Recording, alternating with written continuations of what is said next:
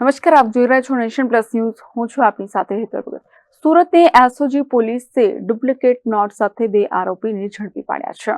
સુરતમાં ડુપ્લિકેટ ચલણી નોટનો ઉપયોગ થતો હોવાની ઘટના સામે આવી છે, જેમાં સુરતમાં ડુપ્લિકેટ નોટ સાથે એસઓજી પોલીસે 500 રૂપિયાની નોટ વટાવવા જતા 2 આરોપીને 9,000ની કિંમત સાથે 2 આરોપીઓને ઝડપી પાડ્યા છે, જેમાં સુરતના પૂર્ણા શાકભાજી માર્કેટમાં ડુપ્લિકેટ નોટ વટાવવા જતા હતા. આ બંને આરોપી જેને એસઓજી પોલીસ જોઈ જતા આ બંને આરોપીઓની ધરપકડ કરી છે અને આગળની વધુ તપાસ હાથ ધરવામાં આવી છે.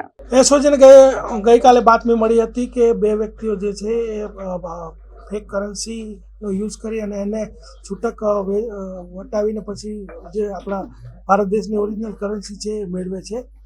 તો એસઓજીએ પૂર્ણા ગામની અંદર રેડ કરતા સુરેશ રાઠીદડિયા અને વિજય ચૌહાણ નામના 2 વ્યક્તિઓ પકડાઈ ગયા. એની પાસેથી એકની પાસેથી સુરેશ પાસેથી 5,000 અને વિજય પાસેથી 4,000 એમ કરી 9,000 રૂપિયાની 500ના દરની ફેક કરન્સી પકડાઈ ગઈ છે અને 2 આરોપીઓ એરેસ્ટ કરવામાં આવે છે. ત્યારબાદ એમની પૂછપરછ કરતા કે આ નોટો તે ક્યાંથી લાવ્યો હતો, તેઓ તાહિર શેખ કરીને જે વ્યક્તિ છે પશ્ચિમ બંગાળનો માલદાનો વતની છે તેની પાસેથી એ લોકો 2 લાખ આપી અને 6 લાખ રૂપિયા એટલે કે એકના બદલામાં 3 નોટો લઈ આવેલા એવું એમણે જણાવેલું હતું. અને આ લોકો જે છે એ ભેગા અને છૂટક જગ્યાઓ કે કોઈ લારી છે, ગલ્લા છે કે કોઈ કરિયાણાની દુકાન છે ત્યાં છૂટક રીતે વટાવતા હતા એવું જાણવા મળે છે.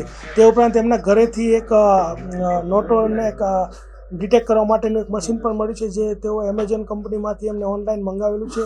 તે ઉપરાંત તેમની પાસેથી 1 લાખ રૂપિયા 1,03,000ની ચલણી નોટો કે જે ભારતની ઓરિજિનલ ચલણી નોટો છે કે જે આ લોકોએ ફેક કરન્સીના બદલામાં મેળવેલ છે તે પણ મુદ્દામાલમાં સામેલ છે. આ બધું જ મુદ્દામાલની અંદર અમે જપ્ત કરેલું છે. આ જે કરન્સી છે એકદમ હાઈ ક્વોલિટી પેપરની અંદર છાપવામાં આવતી હતી અને તેની અંદર વોટરમાર્ક પછી થ્રેડ, સિક્યુરિટી થ્રેડ બધું જ ઉપયોગ કરવામાં આવતો હતો. અને આ માલદાથી આ લોકો લઈ આવતા હતા. માલદાવાળો જે આરોપી છે વોન્ટેડ છે, એના માટે પણ ટીમ એસઓજી રવાના થશે અને ત્યાં તપાસ કરશે અને માલદાવાળો ક્યાંથી લઈ આવતો હતો, પોતે બનાવતો હતો એ પણ ખબર પડશે. જો એ બાબત ખબર પડશે તો એના ઉપર કાયદેસર કાર્યવાહી કરવામાં આવશે. આ ઉપરાંત આ લોકો 6 લાખ રૂપિયા જે રીતે લાવેલા હતા અને તે ક્યાં ક્યાં એ લોકોએ વટાવે છે કે કોઈને મોટા પાયે ડિલિવરી કરેલ છે એ પણ તપાસ કરીશું અને એમાં જો કોઈ વ્યક્તિને મોટા પાયે ડિલિવરી કરેલો હોય તો એને પણ એરેસ્ટ કરવામાં આવશે. આ જે વ્યક્તિઓ છે એમાં સુરેશ લાઠીદડિયા છે, એનો બિઝનેસ જ આ છે. અગાઉ પણ હાલ 2017-18માં પણ પકડાયેલો છે. ત્યારબાદ ડીસીબીમાં પણ એના ગુના દાખલ થયા છે. એનઆઈની ટીમ પણ 4 વખત એના વિરુદ્ધમાં ઓફેન્સ રજીસ્ટર કરેલ છે. તો આ ઓફેન્સ બાબતે એનઆઈને પણ જાણ કરવામાં આવશે અને એ પણ એમાં જોડાશે. બ્યુરો પર નેશન પ્લસ ન્યૂઝ સુરત. સમાચારોના સતત અપડેટ મેળવવા માટે અમારી નેશન પ્લસ ન્યૂઝની યુટ્યુબ ચેનલને સબસ્ક્રાઇબ કરો, બેલ આઇકન દબાવો અને જોડાયેલા રહો ફેસબુક, ઇન્સ્ટાગ્રામ અને ટ્વિટર પર.